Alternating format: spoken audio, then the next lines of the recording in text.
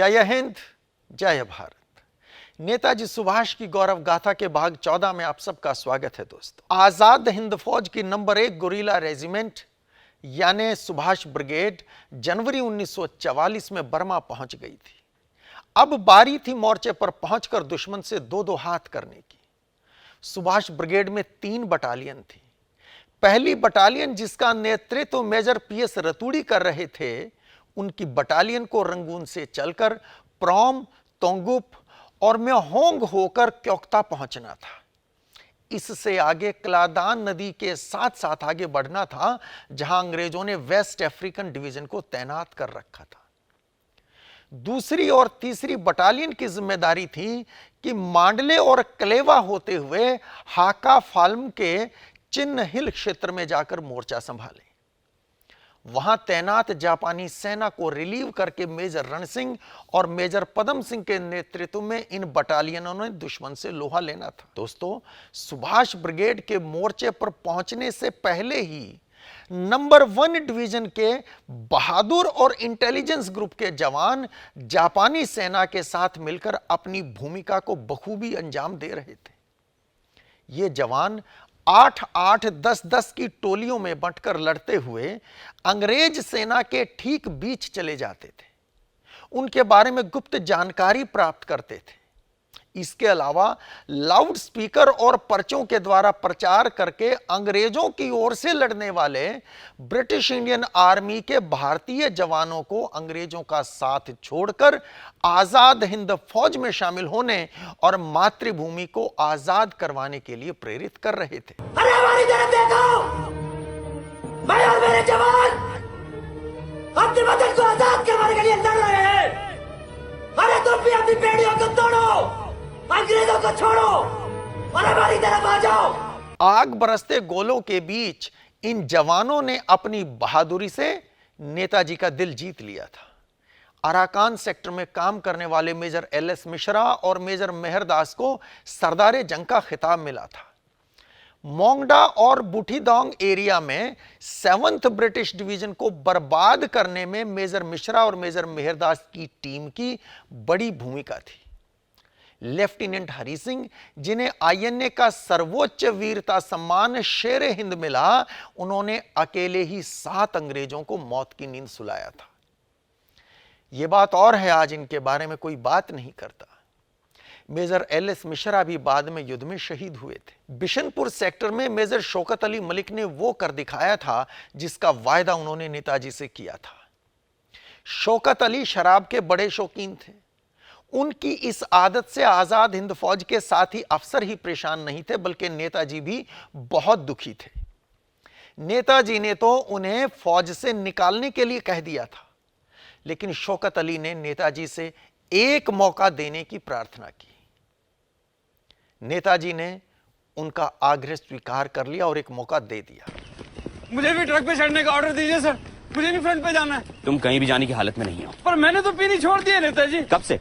दारू की भट्टी की तरह दूर से भभक रहे हो तुम। मैं अभी से छोड़िए नेताजी, प्लीज सर, प्लीज, मुझे बस फ्रंट पे जाना है। Please Netaji, I want to fight, let me go to fight sir, please. मैं कसम खाता हूँ आज के बाद एक भी बूंद शराब को हाथ नहीं लगाऊंगा सर। ठीक है, जाओ। इससे पहले कि तुम खुद अपनी कसम भूल जाओ, जाओ। नेताजी, आप क्यों इसकी बातों में आ रहे हैं सर? ये फिर पिएगा सर।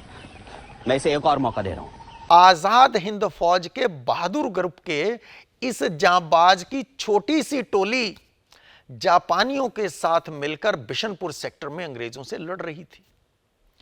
14 अप्रैल 1944 को दुश्मन को चीरते हुए चीते की गति से आगे बढ़ते हुए मेजर शौकत अली मलिक ने भारत बर्मा सीमा पार की और इंफाल के निकट मोइरंग जा पहुंचे। यह पहला अवसर था जब भारत का राष्ट्रीय ध्वज भारत की पावन धरा पर लहरा रहा था।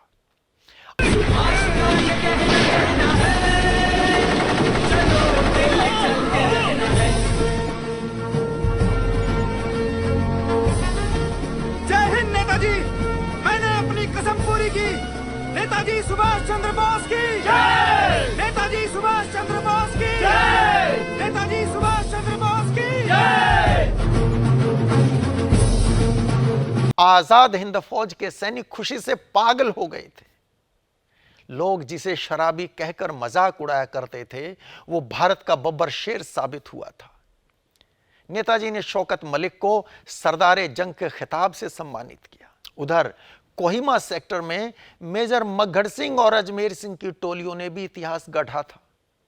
आगे चलकर ये दोनों भी शहीद हुए और इन्हें भी सरदार जंग से सम्मानित किया गया। इनके साथ शहीद captain Gurbachan Singh, lieutenant Sohanlal, captain Mohammad Hussain और लेफ्टिनेंट आसिफ का योगदान भी अविस्मरणीय था। ये तो रही बात बहादुर और इंटेलिजेंस ग्रुप की। चलिए लौटते हैं नंबर 1 गुरीला रेजिमेंट यानी सुभाष ब्रिगेड की ओर। इस रेजिमेंट की पहली बटालियन 4 फरवरी 1944 को रंगून से चलती है। मेजर पीएस रतूड़ी के नेतृत्व में प्रोमे, तोंगुप और म्योहोंग होते हुए आगे बढ़ती है। ये जवान कलादान नदी के किनारे किनारे आगे बढ़ रहे थे। तोंगुप में अंग्रेजी एयरफोर्स के विमानों ने इनके कैंप पर बमों की बरसात कर दी। उस हमले में 16 जवान शहीद हुए थे। चूंकि जवान पैदल आगे बढ़ रहे थे और भारी सामान नावों से ले जाया जा रहा था, लड़ाकू विमानों ने मशीन गनों से आक्रमण किया और कई नाव भी नदी में समा गई। लेकिन जवानों का हौसला कम नहीं हुआ था। उधर अंग्रेजों का पूरा वेस्ट अफ्रीकन डिवीजन कलादान नदी के पूर्वी किनारे के साथ साथ दक्षिण की ओर आगे बढ़ रहा था। कलादान गांव से कुछ मील उत्तर में मेजर रतूड़ी के 300 वीर जवानों ने बांस के घने जंगलों में से आगे बढ़ते हुए संख्या और हथियारों के लिहाज से अपने से कहीं ज्यादा ताकतवर दुश्मन को घेर लिया। उसके बाद ऐसा भीषण युद्ध हुआ जिसमें टेटमा गांव की धरती अंग्रेजों के अफ्रीकन सैनिकों के खून से लाल हो गई थी। लेकिन मेजर रतूड़ी के लड़ाके इतने पर संतुष्ट हो जाएं, ऐसा नहीं था। वे और आगे बढ़ते हैं। कलादान घाटी की एक प्रमुख पहाड़ी पर दुश्मन ने मोर्चा जमा रखा था। आजाद हिंद फौज के जवान नीचे थे और दुश्मन पहाड़ी के ऊपर मोर्चाबंदी कर लाभ की स्थिति में था। लेकिन युद्ध जीतने के लिए दोस्तों सिर्फ मोर्चाबंदी से काम नहीं चलता, कुछ और भी चाहिए होता है, और वो है हौसला और लक्ष्य के प्रति समर्पण। नेताजी के शेर रात के समय भारत माता की जय और नेताजी की जय के नारे लगाते हुए दुश्मन पर टूट पड़ते हैं। देखते ही देखते वो पहाड़ी अरिमुंडों से पट जाती है। दुश्मन भाग खड़ा हुआ। नावों में सवार होकर वे कलादान नदी के पश्चिमी किनारे की ओर भागते हैं। नदी के पश्चिम में अंग्रेजों की बड़ी भारी फौज तोपखाने के साथ तैनात थी। मेजर रतूड़ी के जांबाजों ने भागते हुए दुश्मन का पीछा किया और उनकी कम से कम 16 नौकाएं डुबो दी। चूंकि नदी के उस पार से दुश्मन मशीन गनों के साथ साथ भारी आर्टिलरी फायर भी कर रहा था, इसलिए आईएनए के 14 जवान भी युद्ध में शहीद हुए। लेकिन दुश्मन के कम से कम 250 सैनिकों को मारने के बाद कलादान घाटी की इस विजय ने नेताजी के रणबांकुरों का हौसला और बढ़ा दिया था। अब वे कलादान नदी के दोनों किनारों के साथ उत्तर की ओर आगे बढ़ रहे थे। इसी दौरान जापानी सैनिक टुकड़ियां भी मदद के लिए आ गई थी। एक पल भी रुके बिना वे जख्मी शेर दुश्मन का संहार करते हुए पलेतवा होते हुए दलातमे जा पहुंचते हैं। दलातमे से लगभग 40 मील पश्चिम में भारत की सीमा थी। वो पवित्र भूमि जिस पर तिरंगा फहराने की जिद में ये यहां तक आए थे। फिर क्या था, बिजली की सी तेजी के साथ नेताजी के महावीरों ने मेजर रतूड़ी के नेतृत्व में रात के समय भारत की धरती पर मोडोक में तैनात पहली अंग्रेज चौकी पर धावा बोल दिया। दुश्मन इस हमले से पूरी तरह हतप्रभ था। अंग्रेजी सेना चौकी छोड़कर भाग गई। पीछे छोड़ गई बड़ी मात्रा में हथियार, गोला बारूद, आटा, घी, चीनी आदि। और यह वो सामान था जिसकी आजाद हिंद फौज के वीरों को सख्त जरूरत थी। लेकिन इन सब से बढ़कर खुशी की बात थी भारत में प्रवेश। उन वीरों ने नेताजी से किया वायदा पूरा किया था।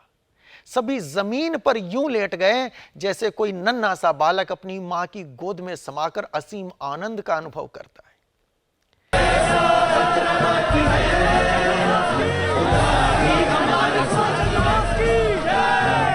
इसी शस्य श्यामला भूमि को स्वतंत्र करने का स्वप्न पाले रंगून से चलकर आए थे। विधिवत राष्ट्रीय ध्वज फहराया गया। आजाद हिंद फौज का राष्ट्रगान शुभ सुख चैन की बरखा बरसे भारत भाग है जागा गाया गया। मोडोक पर अधिकार करने के बाद उसके आसपास चौकियां स्थापित की गई। मई का महीना आ गया था, बारिश का मौसम भी शुरू हो गया था। जवानों के लिए प्लेतवा के बेस कैंप से राशन की सप्लाई में बहुत मुश्किल हो रही थी। उधर दुश्मन के हवाई हमलों ने क्लादान नदी मार्ग से आने वाली नौकाओं को ध्वस्त कर दिया था। मोंगडा और बुथीदोंग की ओर से अंग्रेज काउंटर अटैक की तैयारी कर रहे थे। इन हालात में जापानी कमांडर ने जापानी फौज को मोडोक से वापस लौट जाने का आदेश दिया और मेजर रतूड़ी को भी यही सलाह दी। मेजर रतूड़ी ने अपने जवानों को इकट्ठा किया और पूछा कि क्या करना चाहिए। सभी नर नाहर एक स्वर में बोले, नेताजी ने हमें दिल्ली चलो का नारा दिया था और दिल्ली आगे की ओर है, पीछे नहीं। जापानी पीछे हट सकते हैं क्योंकि टोक्यो पीछे है। हमारा लक्ष्य है दिल्ली का लाल किला जो हमारे आगे है, इसलिए वापस जाने का प्रश्न नहीं उठता। क्या कमाल का जज्बा था उन सबका। सभी परिस्थितियों का आकलन करके मेजर रतूड़ी ने निर्णय लिया कि पूरी बटालियन के लिए वहां राशन की व्यवस्था करना लगभग दुष्कर था, इसलिए एक कंपनी को मोडोक में छोड़कर बाकी जवान लौट गए। वहां रुकी कंपनी का नेतृत्व कर रहे थे कैप्टन सूरजमल। आईएनए के जवानों के साहस और शौर्य से जापानी भी इतने प्रभावित हुए थे कि उन्होंने अपनी भी एक पलटन कैप्टन सूरजमल के ही नेतृत्व में मोडोक में छोड़ दी थी। और शायद यह पहला अवसर था जब जापानी सैनिक टुकड़ी का नेतृत्व कोई विदेशी अफसर कर रहा था। सुभाष ब्रिगेड के कमांडर कर्नल शाहनवाज खान अपनी पुस्तक माई memories of INA and it's Netaji में लिखते हैं, यह खबर मिलने के बाद जापानी कमांडर इन चीफ नेताजी से मिलने गया और बोला, your excellency, we were wrong, we misjudged the soldiers of the INA, we know now that they are no mercenaries but real patriots. दोस्तों, जापानी कमांडर का अभिमान चूर चूर हो गया था। कैप्टन सूरजमल के महायोद्धा मई 1944 से लेकर सितंबर 1944 तक मोडोक पर जमे रहे थे और इस दौरान कोई एक दिन ऐसा नहीं निकला था जब दुश्मन ने उन पर हमला नहीं बोला। मुट्ठी भर सैनिक आसमान से बरसते गोलों की परवाह किए बिना रोज दुश्मन के दांत खट्टे करते रहे थे। आखिर में इंफाल अभियान की असफलता के बाद विवश होकर जब सितंबर 1944 में नेताजी ने आजाद हिंद फौज के जवानों से वापस लौटने को कहा तो इन रणबांकुरों को भी भारी मन से वापस आना पड़ा। यह बात और है कि वे युद्ध में कभी हारे नहीं थे। कैप्टन काबुल सिंह सहित कुल 31 वीर रण में काम आए थे। कई कई दिन तक भूखे प्यासे लड़ते रहे थे। जब नवंबर 1944 में वे रंगून पहुंचे तो लगभग सभी मलेरिया से पीड़ित थे।